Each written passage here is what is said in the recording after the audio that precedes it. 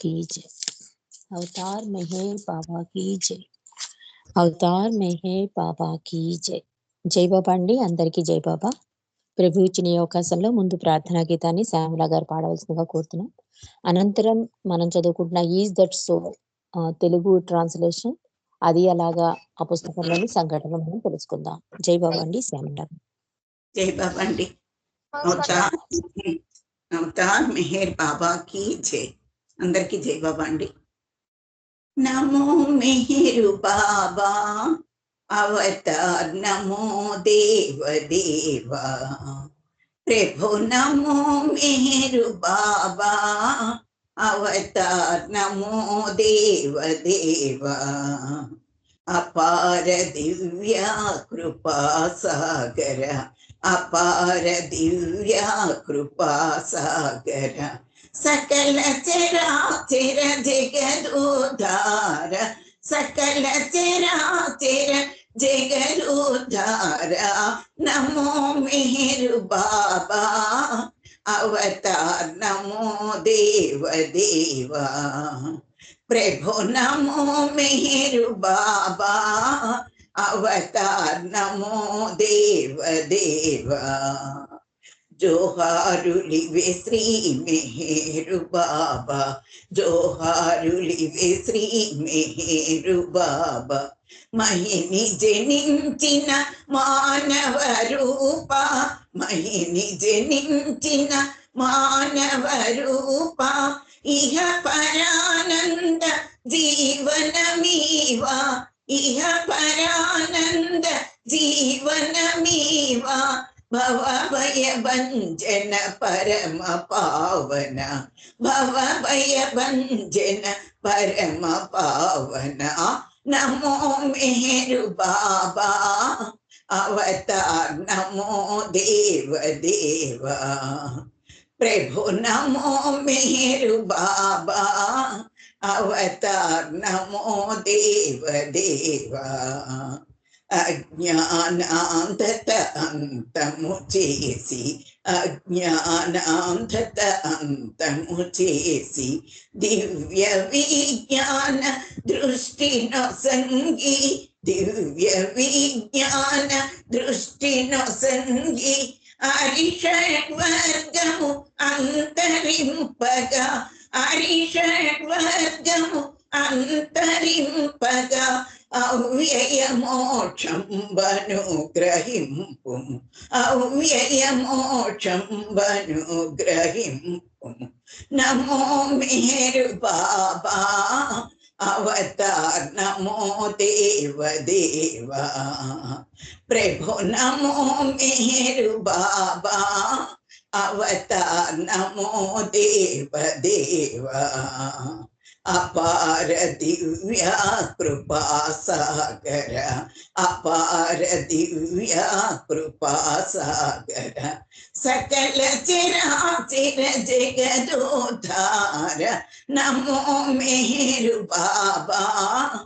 Avatar, నమో దేవ దేవా జై మెహర్ బాబా జై, జై మెహర్ బాబా జై, జై మెహర్ బాబా జై, జై మెహర్ బాబా జై, జై మెహర్ బాబా జై, జై మెహర్ బాబా జై, జై మెహర్ బాబా జై, జై మెహర్ బాబా జై, జై మెహర్ బాబా జై, జై మెహర్ బాబా జై, జై మెహర్ బాబా జై, జై మెహర్ బాబా జై, జై మెహర్ బాబా జై, జై మెహర్ బాబా జై, జై మెహర్ బాబా జై, జై మెహర్ బాబా జై, జై మెహర్ బాబా జై, జై మెహర్ బాబా జై.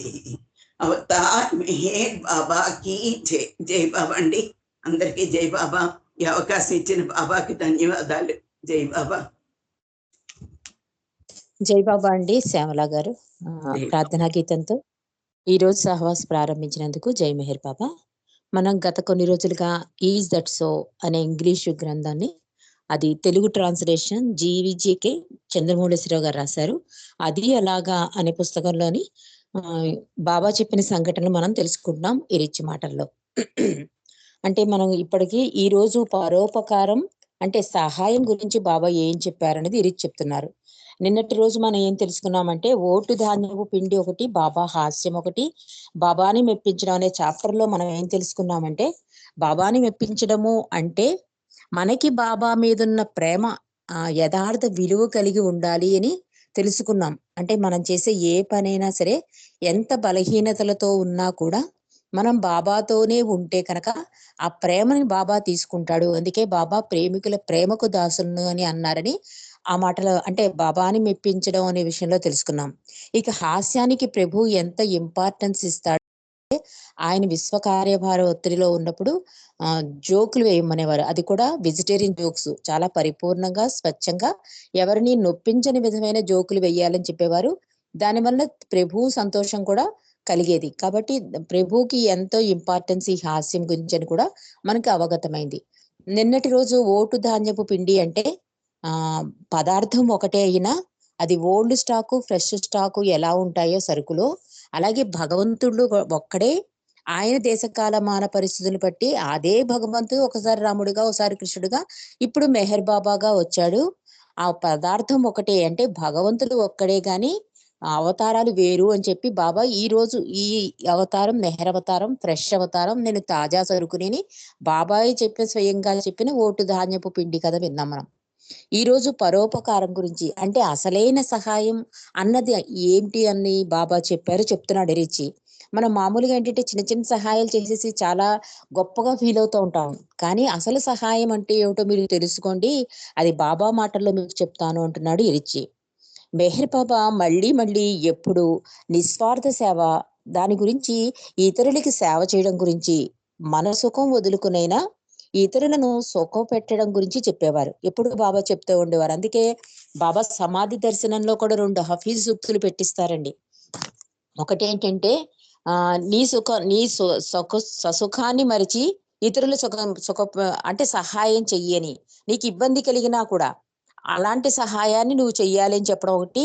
ఇంకోటి ఏంటంటే నువ్వు నన్ను ప్రేమించలేకపోయినా నేను నిన్ను ప్రేమిస్తున్నానన్న విషయాన్ని గుర్తుపెట్టుకో అని చెప్పి 2 సూక్తులు బాబా సమాధి దర్శనానికి వెళ్ళేటప్పుడు జ్ఞాపకం పెట్టుకోమని చెప్తారు.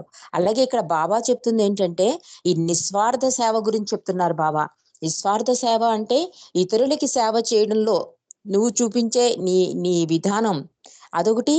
నీ సుఖం కూడా వదులుకునైనా నువ్వు చేస్తే కనుక అది నిజమే సహాయం అవుతుంది చెప్తున్నారు బాబా. అది ఇతరులకు సుఖం అవ్వాలి, నీకు ఇబ్బంది అయినా కూడా అలాంటిది నిస్వార్థ సేవ అవుతుంది, నిజమైన సేవ అవుతుంది, నిజమైన సహాయం అవుతుందని బాబా చెప్తున్నారు. కానీ ఇతరులకు సహాయపడడం ఎంత కష్టమో అది అంత సులభం కాదు అని చెప్తున్నాడు రేచి. ఎలా సహాయపడాలో బాబా మాటల్లో మనం తెలుసుకుందామంటున్నారు. భారతదేశం వచ్చిన ప్రతి వారు కూడా అంటే ఒక ఫారినర్స్ అనుకోండి, ఎక్కడ చూసినా బెచ్చగాళ్ళు కనబడతారు ఇండియాలో వాళ్ళకి. దాంతో వాళ్ళ మనస్సులో అనేక ప్రశ్నలు రేకెత్తుతాయి. పాపం వాళ్ళకి ఏమైనా డబ్బులు ఇద్దామా, ఏదో విధంగా సహాయపడేందుకు ప్రయత్నిద్దామా అనుకుంటారు. ఇలా చాలా ఆలోచనలు వస్తాయి వాళ్ళకి. మీకు అలాంటి ఆలోచనలు వస్తే నిరభ్యంతరంగా సహాయపడండి. అయితే ఆ ఇచ్చే దానిలో ఇవ్వాలో లేదో ముందు తెలుసుకోండి. ఎప్పుడు పుచ్చుకోవడం కంటే ఇవ్వడమే మంచిది. కానీ ఆ ఇవ్వడం ఎలాగో మీరు బాగా తెలుసుకోవాలి. ఏదో విధంగా మీ జేబులో చేపెట్టి చేతికి వచ్చిన పైకం తీసి ఆ బిచ్చగాడికి వెయ్యడం ప్రధానం కాదు. ఇది కాదు ప్రశ్న అంటున్నారు బాబా. అంటే అసలైన సహాయం ఏమిటో చెప్తున్నారు బాబా. అంటే మనం బిచ్చగాళ్ళని చూడగానే మనం ఏమనుకుంటాము, వీడికి సహాయం చేసేద్దామని చెప్పి చేతికి ఏది దొరికితే అది ఇచ్చేస్తూ ఉంటాం. కానీ అది అసలైన సహాయం కాదు అంటున్నారు. అసలు అసలైన సహాయం అంటే ఎలా ఉండాలి అంటే ముందు నీకు సహాయం అంటే ఏమిటో తెలుసుకో అంటున్నారు బాబా. కాసేపు మీరు ఒక సహాయమే చేశారనుకోండి, ఒక బిచ్చగాడికి మీరు సాయం చేశారనుకోండి, బాబా చాలా విశదీకరించారండి. ఈ పరోపకారం సహాయం గురించి చాలా అద్భుతంగా బాబా ఇచ్చిన ప్రవచనాన్ని ఇరిచి మాటల్లో మనం వింటున్నాం. ఇక్కడ బాబా ఏం చెప్తున్నారంటే మీరు ఒకరికి సహాయం చేశారు అనుకుందాం. ఆ బిచ్చగాడు ఏం చేస్తాడు, తన భార్య పిల్లలు ఉన్నారనుకోండి అతనికి, కానీ అతను ఆ డబ్బుని తీసుకెళ్లి వాళ్ళకి ఇవ్వకుండా తాగి ఇంటికి వచ్చి ఆ భార్య పిల్లల్ని చితకబాదాడు అనుకోండి, వాడికి డబ్బులు ఇచ్చినందువల్ల మీరు ఎవరికి సహాయపడినట్లు? బహుశా మీ మనసుకి ఉపశమింపజేసేందుకు సహాయపడి ఉండవచ్చు. నిజానికి మీరు ఎవరికీ సహాయపడలేదు అంటున్నారు బాబా. అంటే ఆ సహాయం గుర్తిరిగి మనం చెయ్యకపోతే అది అనర్థమే అవుతుంది అని చెప్తున్నారు. చూడగానే మనం ఒక బిచ్చగాడికి చేసేసామనుకోండి, వాడు తాగేసి ఇంటికెళ్ళి భార్య బిడ్డలను కొడితే కనుక అది ఒక రకంగా మీరు ఏమనుకుంటారు ఇక తెలీదు. కానీ దానివల్ల ఏమవుతుందంటే ఒక చెడు సంస్కారం అవుతుంది. అది సహాయం అవ్వదు. అది అపకారమే అవుతుంది అంటున్నారు బాబా. ఒక రకంగా మా ఫ్యామిలీకి నువ్వు అపకారం చేసిన వాడివి అవుతావు అంటున్నారు. ఈ కారణం వల్లే మెహర్ బాబా మమ్మల్నెప్పుడు అంటే ఇది చెప్తున్నాడు. మమ్మల్నెప్పుడు పేదవాళ్ళ కోసం పంపినా మేము కలిసేవాళ్ళు నిజంగా కటిక పేదలైనా కాదా తెలుసుకునేవాళ్ళం. బజార్‌లో కనబడిన ప్రతి బిచ్చగాడిని మేము తీసుకుని వెళ్ళేవాళ్ళం కాదు. అంటే బాబా కొంతమంది బిచ్చగాళ్ళని తీసుకురండి అనేవారు కదా! చెప్తున్నాడు రిచీ. మేము బజార్‌లో కనబడే ప్రతి ముష్టివాడిని తీసుకెళ్ళేవాళ్ళం కాదు. వాళ్ళకి సహాయం అవసరం ఉన్న వాళ్ళని కలవబోయే ముందు వాళ్ళ గురించి అవగాహన చేసుకునేవాళ్ళం అంటున్నారు. అంటే మనకి తెలుస్తుంది బాబా కూడా చాలా చోట్ల అంటే చాలా రోజులు చాలా బాగా బతికి వ్యాపారం నష్టము ఏదో రకంగా నష్టం కలిగి చాలా నిరుపేద స్థితిలోకి వెళ్ళిపోయిన ఫ్యామిలీస్‌ని బాబా వెళ్లి ఆదుకునేవారండి. అంటే వాళ్ళు సిగ్గు విడిచి అడుక్కోవడానికి మొహమాట పడేవారు. ఎవరి సహాయం అందుకునేవారు కాదు. ఊరవతలకి వెళ్ళిపోయేవారు. అంటే పూర్తిగా భగవంతుడి మీద ఆధారపడిపోవడం అన్నమాట. అలా ఆధారపడిపోయిన వాళ్ళ దగ్గరికెళ్ళి బాబా సహాయం చేసేవారు. బాబా అంటే ఎవరో వాళ్ళకి తెలియకపోయినా, వాళ్ళు ఆరాధించే దేవుడు నిజాయితీగా వాళ్ళు ఆరాధించి ఆధారపడిపోతే, వాళ్ళు కృష్ణుని పూజించినా, రాముడిని పూజించినా కూడా బాబా వెతుక్కుని వెళ్లి సహాయం చేసిన సంఘటనలు చాలా మనం తెలుసు మనకి. అలాగే ఇక్కడ ఇరిచ్చి ఏం చెప్తున్నాడంటే, బాబా ఒకవేళ ఒక బిచ్చగాడిని తీసుకురండి అంటే, మేము బజార్‌లో ఎదురుపడిన ప్రతి బిచ్చగాడిని తీసుకెళ్ళిపోయేవాళ్ళం కాదు. వాళ్ళని కొంత అబ్జర్వ్ చేసేవాళ్ళం. అంటే వాడికి ఆ సహాయం ఎంతవరకు అవసరం? వాడికి ఆ అర్హత ఉందా? లేదా? ఇవన్నీ మేము తెలుసుకునేవాళ్ళం. మామూలుగా సహాయపడవలసిన వారు సహాయం అడిగేందుకు సిగ్గుపడతారు. నిజంగా మేము సహాయం ఇస్తామంటే మాకొద్దండి అని మొహమాట పడతారు. ఎలాంటి వాళ్ళు ఒకప్పుడు బాగా బతికి ఇప్పుడు ఆహ్, బతకడానికంటే తిండికి కూడా ఇబ్బంది పడుతున్నా కూడా చెయ్యి చాచి అడగరమాట. అలాంటి వాళ్ళకే సహాయం చేయమనేవారు బాబా. కాబట్టి ఇక్కడ ఈడ్చి కూడా అదే అంటున్నాడు. నిజంగా బిచ్చగాడు అన్నవాడు నిజంగా వాడు బిచ్చగాడైతే వాడు ఏమంటాడంటే మనం సహాయం చేస్తే అబ్బే మాకొద్దండి సరిపోతుంది అనేస్తాడట. సిగ్గుపడతాడు అని అంటున్నాడు ఈ రిచి. కాబట్టి ఇప్పుడైనా సరే మనం మనం గనక మనంతట మనం ఎవరికైనా సహాయపడదలిస్తే బాబా కోరినట్లుగా వివేకంతో ఒక నిశ్చయానికి వచ్చిన తర్వాత అట్టి సహాయం అందించాలని తెలుసుకోవాలి అంటున్నారు. అంటే ఎవరికైనా మనం సహాయం చేసేటప్పుడు మన బాబా ప్రేమికులు కొంత అవగాహన అయిందండి. ఒక ట్రైన్‌లో గాని, లేకపోతే ఎక్కడైనా ఎవరైనా అడిగితే మనం ఏం చేస్తున్నాము ఆహ్, వాడి అవసరమా, వాడి తీరు అన్నీ గమనించి చేస్తూ ఉంటాం. లేకపోతే వాడికేదైనా అవిటితనం ఉంటే ఒక చెయ్యి లేకపోయినా, కళ్ళు లేకపోయినా మనం చేస్తాం. అంటే కొంత అవగాహన మనకుంది. ఇప్పుడు కొంతమంది పెద్దవాళ్ళు కూడా అంటూ ఉంటారు చూడండి. చూసి చేయాలి దానమని. అంటే వాడు దాని వల్ల అపకారం జరిగితే ఆ సంస్కారం మనకే అంటుతుంది కనుక అలా వచ్చిన ఎవరైనా డబ్బులడిగితే నీకేం కావాలి అని అడిగి చేస్తున్నారు కొంతమంది. అంటే బాబా చేసిన ఆ వర్క్ అలా పనిచేస్తుందేమో అనిపిస్తుంది నాకు. ఈ మధ్య 2, 3 సార్లు నేను చూసాను. ఒకతను చెయ్యి జాస్తే నీకేం కావాలి? తిండి కావాలా? బట్ట కావాలా? అని అడిగి వాడు తిండి కావాలంటే స్వయంగా హోటల్‌కి తీసుకెళ్ళి వాడికి తిండి పెట్టించిన వాళ్ళున్నారండి ఇప్పుడు. ఇప్పుడు ఆ పరిస్థితి కొంత మారింది. అడిగిన వెంటనే ఇప్పుడు ఎవడు కూడా భిక్షం వెయ్యట్లేదు. అంటే బాబా చేసిన ఆ వర్క్ ఇప్పుడు పనిచేస్తోందని నాకనిపిస్తుంది. అలాగే ఇక్కడ ఇరిచి కూడా ఏమంటున్నాడంటే మీకు అనిపిస్తే కనుక కొంచెం అవగాహన చేసుకొని దానం చెయ్యండి అని చెప్తున్నాడు. ఒక నిశ్చయానికి వచ్చిన తర్వాత అట్టి సహాయం అందించాలని తెలుసుకోండి బాబా కోరినట్లుగా. ఏదో గుడ్డిగా డబ్బిచ్చేయడం కాదు ముఖ్యం అంటున్నాడు. అవతలి వారికి మీరిచ్చేది నిజంగా సహాయపడేటట్లు చూచేందుకు ప్రయత్నించాలి. అంటే ఈ సమస్య అవగాహన కావాలంటే నిశితంగా పరిశీలించాలి. అసలు సహాయపడడం అంటే ఏమిటో మనం తెలుసుకుందాం అంటున్నారు రిషి. ఎవరికైనా సరే సహాయపడేందుకు మనమెవరం? ఎవరికైనా మనం సహాయపడాలంటే మనమెవరం? అంటే నిజం మాట్లాడాలంటే ముందు మనం పరిపక్వమైతే తప్ప ఇతరులకు సహాయపడలేం. అంటే అది అర్హత అంటాడు తండ్రి కూడా. ఎవరైనా మన దగ్గరికొచ్చి చేతులు చాచి అడుగుతుంటే కనుక అది బట్టవనండి, తిండవనండి, మాటవనండి, రకత చదువనండి, ఏదైనా సరే వాళ్ళంతటా వాళ్ళు మన దగ్గరకొస్తే అది అవకాశంగా భావించి కొంత నిశ్చయానికొచ్చి అప్పుడు సహాయం చేయాలండి. ఇక్కడ ఇరిచి కూడా ఏమంటున్నారు, బాబా కోరినట్లుగా కొంత అవగాహన కలిగి ఉండాలి మీరు. అసలు ముందు సహాయము అంటే ఏమిటో ముందు మనం తెలుసుకుంటే నిజమైన సహాయాన్ని అందించడానికి అవకాశం ఉంటుంది అంటూ, అసలు సహాయపడడానికి ముందు మనం పరిపూర్ణులవ్వాలి అంటున్నాడు.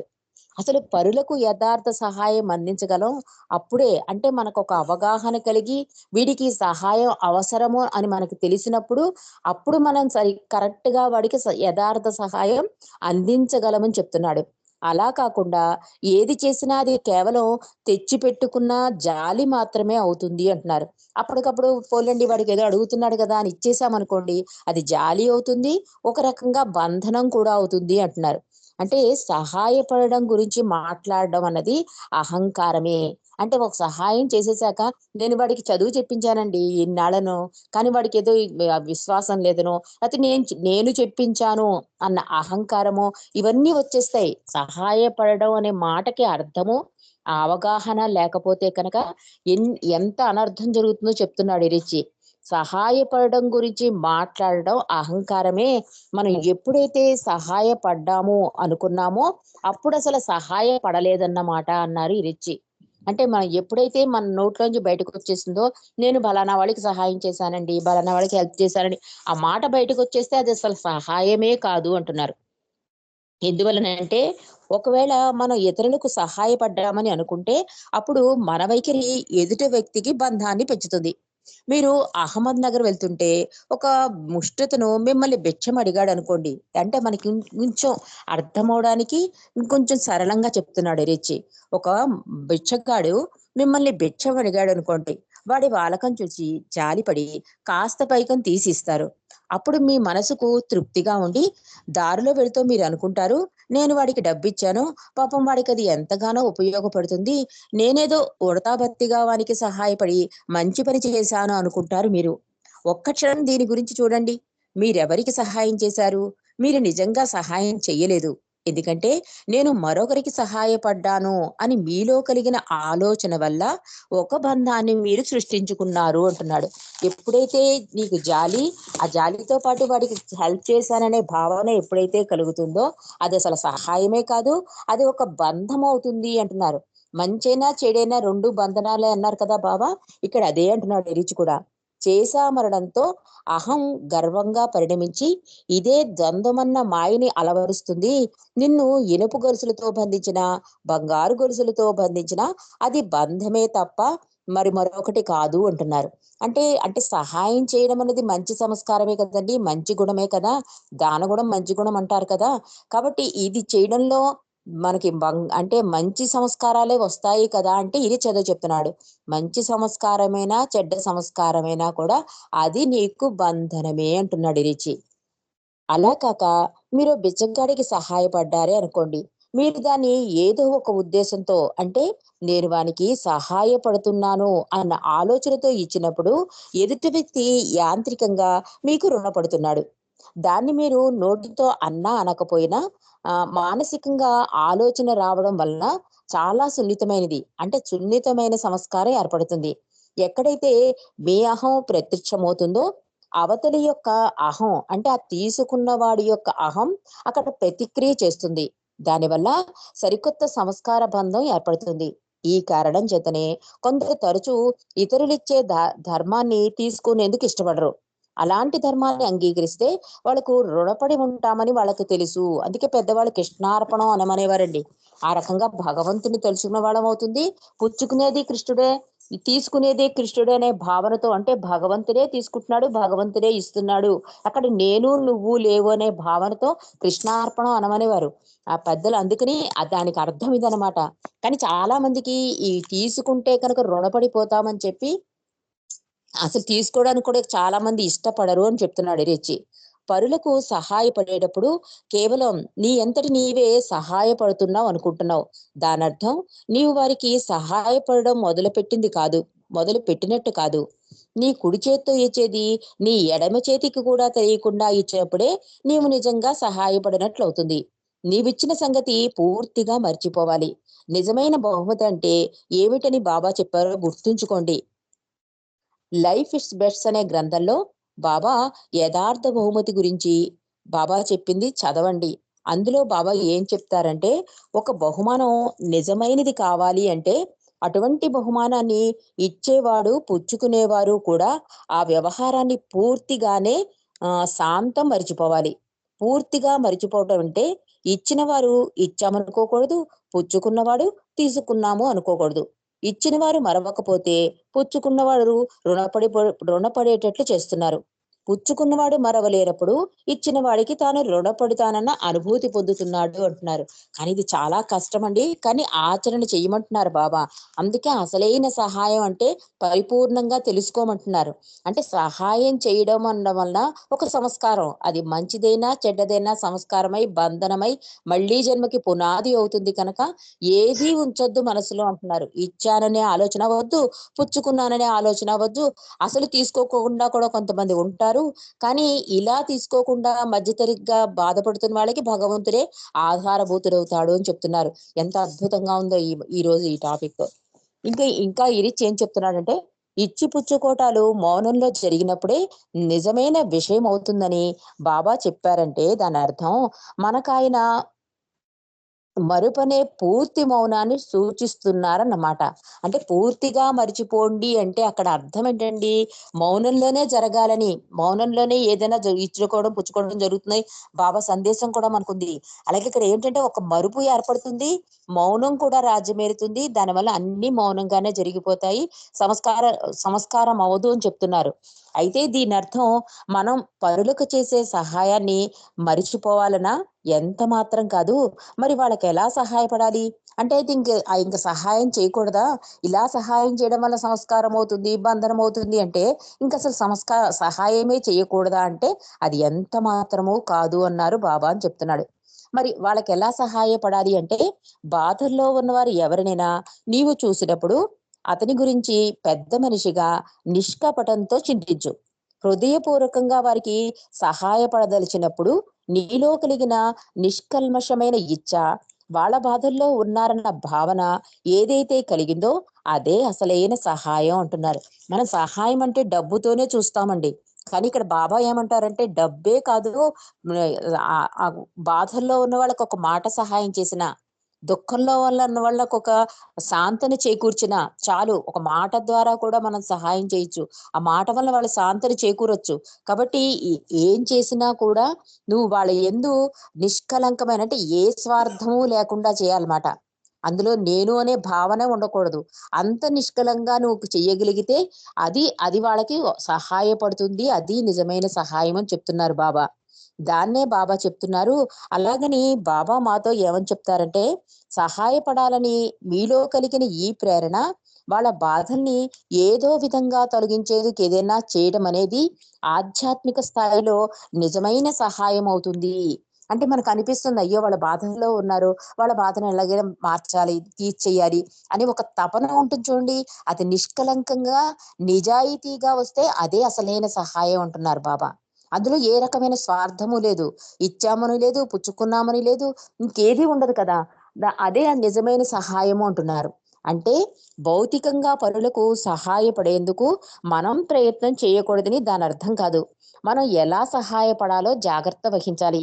అలా నడుచుకుంటే సక్రమ మార్గంలో పోతాం.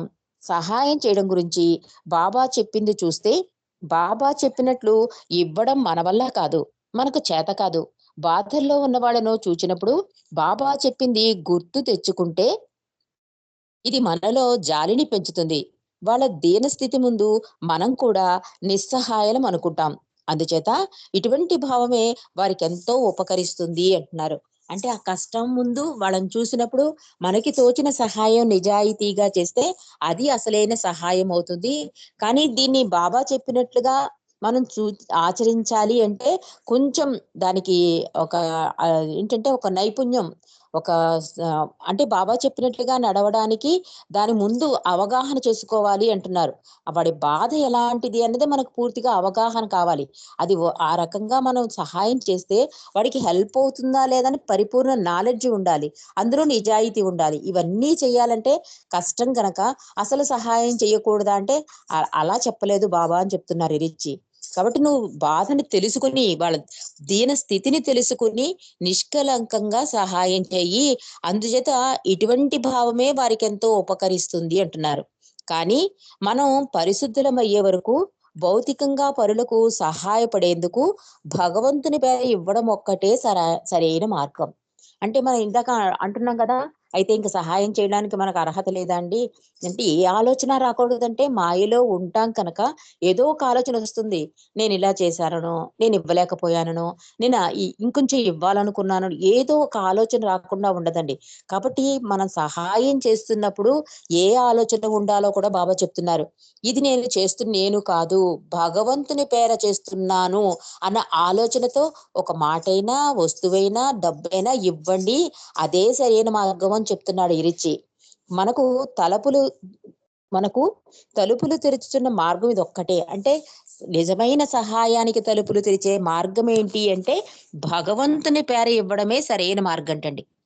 అది ఏ రకంగా సహాయమైనా సరే అప్పుడు భగవంతుని తలుచుకోవాలి. అంటే కృష్ణార్పణం అంటే జై బాబానో, ఎవడు ఏ దేవుడిని నమ్ముకుంటే ఆ దేవుణ్ణి తలుచుకుని ఆ సహాయం చేయాలట. ఇది ఒక్కటే మార్గం. నీకు బంధం కాకుండా ఉంటుంది, నేను అహంకారం పోతుంది, ఆ భగవంతుని తలుచుకున్నట్టు అవుతుంది. ఇంత సులువైన మార్గం ఉంది అని చెప్తున్నారు ఇరిచి. భగవంతుని పేరు మీద మనం ఇచ్చినప్పుడు మనం ఆయన్ని గుర్తుంచుకుంటాం. ఆయన్ని మనం ఎంతగా గుర్తు తెచ్చుకుంటే అంతగా మనల్ని గురించి మనం ఇచ్చిన దాని గురించి కూడా మరవగలుగుతాం. మీరలా చేయగలిగితే అప్పుడు నిరభ్యంతరంగా చేయండి. అప్పుడు మీ జీవితం పరులకు విడువని సహాయకారం అవుతుంది. దీని వెనుకనున్న ముఖ్య విశేషాన్ని గమనించండి అంటున్నాడు రిచి. అసలు ఎంత అద్భుతంగానో. అంటే మనం ఏదైనా చేసేటప్పుడు భగవంతుడే ఇస్తున్నాడు, భగవంతుడే పుచ్చుకుంటున్నాడు. ఇది సరైన మార్గం.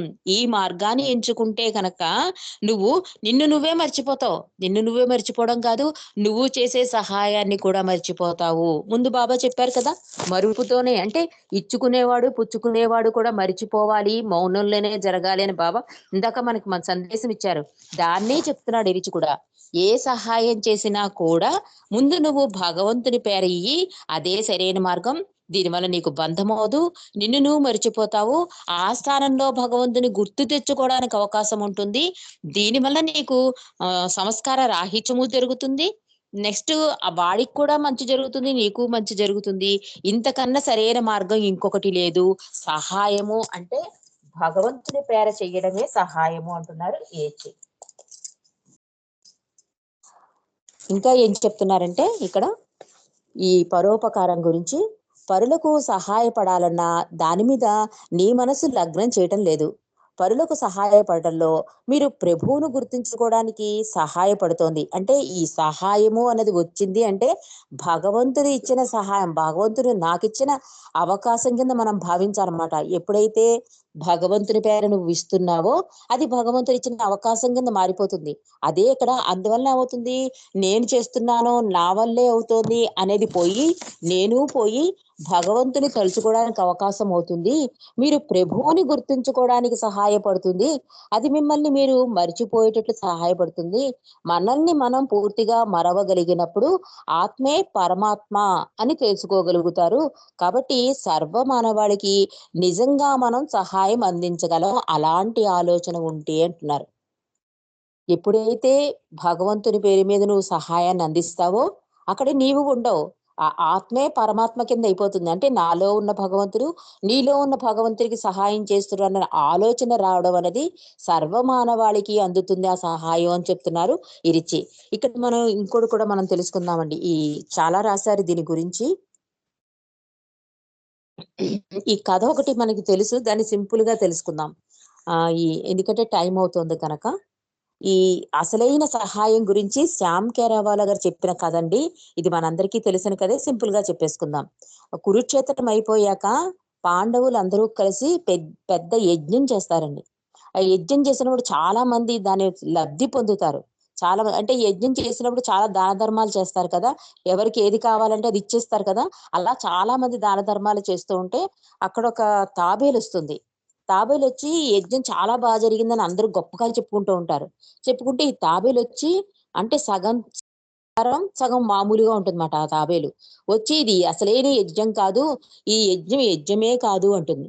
అంటే అక్కడ ఉన్న బ్రాహ్మణులు అందరూ ఆశ్చర్యపోతారు. ఇదేంటి యజ్ఞం యజ్ఞం కాదంటావేంటి, చాలా మంది నిరుపేదలు లబ్ధి పొందారు, చాలా మందికి ధనం, బట్టలు, బంగారం అన్ని దానం చేశారు, ఇలాంటి యజ్ఞం మేము ఎక్కడా కనీ విని ఎరగలేదు అంటారు ప్రజలు. అంటే అప్పుడు అసలైన యజ్ఞం అంటే, అసలైన యజ్ఞం అంటే మీకు చెప్తానని చెప్పి ఒక కథ చెప్తుందండి. అది కూడా చాలా సింపుల్ గా. ఒక ముగ్గురు, ఒక తల్లిదండ్రులు, ఒక కొడుకు, కోడలు, నలుగురు మెంబర్స్ ఉంటారు. వాళ్ళు బ్రాహ్మలు అన్నమాట. వాళ్ళు నలుగురు కూడా ఆహ్, జ్యోతిష్యం చెప్పుకుంటూ, మంచి అంటే పంచాంగం చెప్పుకుంటూ అలా రోజులు గడుపుతూ ఉంటారు. చాలా కష్టంగా ఉంటుంది వాళ్ళకి తిండి గడవడం, భోజనం అది గడవడం. అలాంటి టైంలో కరువొస్తుంది. ఆ కరువు రావడం వల్ల మొత్తం వీళ్ళది ఏదీ జరగదనమాట. వీళ్ళ చేసుకునే ఈ పాండిత్యం ఏదీ జరగకుండా అవ్వడం వల్ల చాలా రోజులు పస్తులుండిపోతారు. ఒకరోజు ఆ ఇంటి యజమాని కష్టపడి కొంత పిండి తీసుకొస్తాడు. ఏం పిండన్నమాట, అది ఏదో బార్లీ పిండి లాంటిదేదో తీసుకొస్తాడు. తీసుకొస్తే వాళ్ళు నలుగురు ఏం చేస్తారంటే, దానికి కొంచెం నీరెక్కువ పోసి జావ కింద చేసుకొని 4 భాగాలు విభజించి తిందామనుకుంటూ ఉంటారు. ఈలోగా తలుపు కొడతారెవరో. అంటే ఆ భారతదేశంలో ఏంటంటే, అతిథి అంటే భగవంతుడితో సమానమండి. ముందు ఆయనకి ఇంపార్టెన్స్ ఇచ్చి తర్వాత వాళ్ళు తినాలన్నమాట. తలుపు తీయగానే ఒక వృద్ధ బ్రాహ్మడొచ్చి, "నాకు చాలా ఆకలిగా ఉంది, నాకేదైనా పెట్టండి" అంటారు. వాళ్ళు 4 భాగాలు చేసేసుకుంటారు. అప్పటికే చాలా రోజుల నుంచి పస్తులుంటారు. కానీ ఏం చేయగలరు? అతిథి దేవో భవ అంటారు కదా! వెంటనే ఆ ఇంటి యజమాని ఏం చేస్తాడంటే, తనకున్న భాగాన్ని ముసలి బ్రాహ్మడికి ఇచ్చేస్తాడు. ఆ వృద్ధ బ్రాహ్మడికి. అతడు తినేసి అంటాడు, కడుపు నిండిందా అని అడుగుతాడు యజమాని.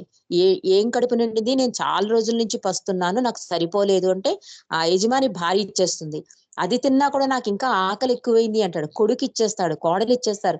మొత్తం 4 భాగాలు తిన్నాక నాకు పూర్తిగా కడుపు నిండింది, మీకు మీకు ధన్యవాదాలు, ఆశీస్సులు అని చెప్పి వెళ్ళిపోతాడు. అతను అలా వెళ్ళిపోవడంతో ఏమవుతుందంటే, ఈ నలుగురు ఆహ్, పస్తుండడం వలన, ఆ ఆకలి ఎక్కువైపోవడం వల్ల చనిపోతారండి. ఆ చనిపోవడం వల్ల ఏమవుతుందంటే వాళ్ళకి భగవద్ భగవదైక్యం లభిస్తుంది. వీళ్ళు ఎప్పుడైతే ఆశీస్సులు ఇస్తారో, ఒక్క నిమిషం నేను ఎండింగు. ఆ బార్లీ పిండి తింటున్నప్పుడు వృద్ధ బ్రాహ్మడు తిన్న బార్లీ పిండి కింద పడుతుంటండి కొంత. ఎప్పుడైతే ఈ నలుగురు బ్రాహ్మలు వాళ్ళ దానం చేసేసారో, అంటే ఏ స్వార్థము లేకుండా అతని కడుపు నింపడమే లక్ష్యంగా భావించి, నాకుంది అనే భావన కూడా లేకుండా ఎవరి మటుకు వాళ్ళు త్యాగం చేసేసారు ఏ స్వార్థం లేకుండా. అందువల్ల వాళ్ళకి ముక్తి లభించింటండి. ఈ బార్లీ పిండి కింద కింద పడడం వల్ల అది ఆశీస్సులయ్యి, అక్కడ తాబేలొస్తే ఆ తాబేలు అందులో దొర్లితే అది బంగారం అయింది. సగభాగం బంగారం అయింది. నిజంగా అలాంటి అలాంటి త్యాగం చేసిన వాళ్ళని, అలాంటి సహాయం చేసింది అది యజ్ఞం అంటారు తప్ప, ఇలా స్వార్థంతో అంటే ఒక లబ్ధి కోసం చేసిన యజ్ఞం అసలు సహాయము కాదు, అసలు యజ్ఞము కాదు అంటుంది తాబేలు. అంటే ఎన్ని లక్షల కోట్లు యజ్ఞాలు చేసినా కూడా ఈ స్వార్థం ఉందక్కడ. అంటే ఏదో కొంత లబ్ధి కోసం, పుణ్యం కోసం చేశారు యజ్ఞం అది. కాబట్టి ఇది అసలు యజ్ఞమే కాదు అని తాబేలు చెప్తుంది. కానీ అక్కడ చేసిన సహాయం ఏంటి? యజ్ఞం కింద అయ్యి నేను సగం బంగారం కింద మారాను. కానీ ఇక్కడ యజ్ఞగుండంలో నేను పడినా, దొర్లినా కూడా బంగారం అవ్వలేదు అంటే ఇది అసలైన సహాయం కాదు, అసలైన యజ్ఞం కాదు అని చెప్తుంది ఈ కథ. ఈ కథ మనందరికీ తెలుసు. ఈ కథ చెప్తూ, ఇది బాబా చెప్పిన కథటండి. ఇది చెప్తూ అసలైన సహాయము అంటే త్యాగం దానిలో ఉండాలి. త్యాగము అంటే నేను చేస్తున్నాననే భావన ఉండకూడదండి. భగవంతుడిచ్చిన అవకాశంగా మనం భావించాలి. ఇది మనం కాపోతే ఇంకోళ్ళ చేతైనా భగవంతుడు వాళ్ళకి సహాయం అందిస్తాడు. కానీ అక్కడ నేను చేస్తున్నాను అంటే అక్కడ భగవంతుడు ఉండడు. మనకి సంస్కారం ఉంటుంది. మళ్ళీ ఇంకో జన్మకి పునాది అవుతుంది. కాబట్టి బాబా చెప్పిన ఇరిచ్చి మాటల్లో బాబా మాటలైనా ఇక్కడ ఏం చెప్తున్నారు అంటే, ఏదైనా సహాయం మన దగ్గరికొస్తే అది భగవంతుడిచ్చిన అవకాశంగా మనం భావించి, దాన్ని పూర్తిగా అవగాహన చేసుకుని, ఇచ్చేది భగవంతుడు, తీసుకునేవాడు భగవంతుడనే భావనతో సహాయం అన్నది చెయ్యాలి, పరోపకారం అన్నది చెయ్యాలి. ఎప్పుడైనా సహాయం చేసేటప్పుడు నీకు కష్టమైనా సరే, ఇతరులకు లాభమైతే మాత్రం అది నువ్వు తప్పకుండా ఆచరించాలని మెహర్ బాబా చెప్పారని ఈ పరోపకారం గురించి మీరిచ్చి ఈ రోజు చెప్పారండి. ఇది ఇంతటితో ముగిసింది. రేపు మరో అధ్యాయంతో మళ్ళీ కలుసుకుందాం. ప్రభువుకి హారతి ఇవ్వవలసిందిగా ఉమారాణి గారిని కోరుతున్నాం. జై బాబా అండి. ఉమారాణి గారు. जहाँ कल्पना शब्द न पहुँचे, ऐसे अपरंपार नेति नेति वेद पुकारे, महिमा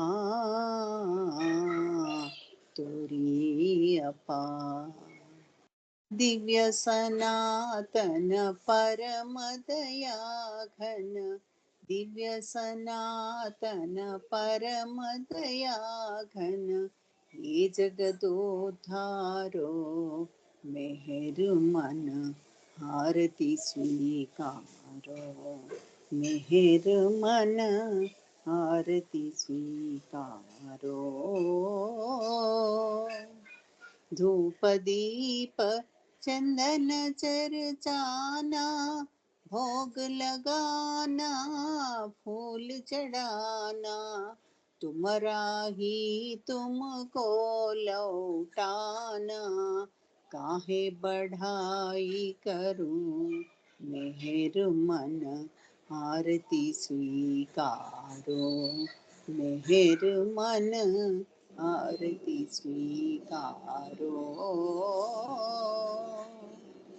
सकल निधि के तुम कारण हो, सकल विश्व तारणहारे हो, तुम सम और नहीं तुम ही हो, ये सत अवतारो मेहर मन आरती स्वीकारो, मेहर मन आरती स्वीकारो।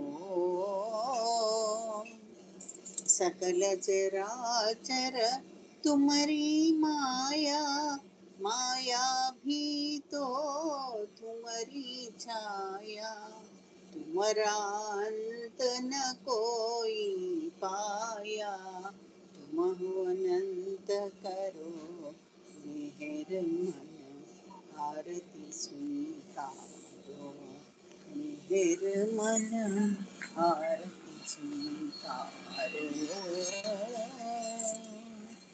अपने को जब जो नहीं जाने, महिमा तुम्हारी क्या पहचाने, जो कुछ भी कहते अनजाने, गुण गाते तुमरो मेहर मन आरती स्वीकारो, मेहर मन आरती स्वीकारो। सीमा नाही तुम्हारी कृपा को, क्या कोई दे सकता प्रभु तुमको, एक तुम्ही दो प्रेमी जनों को, नित्य तुम्हें सुमरो मेहर मन आरती स्वीकारो, मेहर मन आरती स्वीकारो। दिव्य सनातन परम दया घन, दिव्य सनातन परम दया घन, ये जगदोद्धारो मेहर मन आरती स्वीकारो, मेहर मन आरती स्वीकारो। अवतार मेहर बाबा की जय, अवतार मेहर बाबा की जय, अवतार मेहर बाबा की जय। अंदर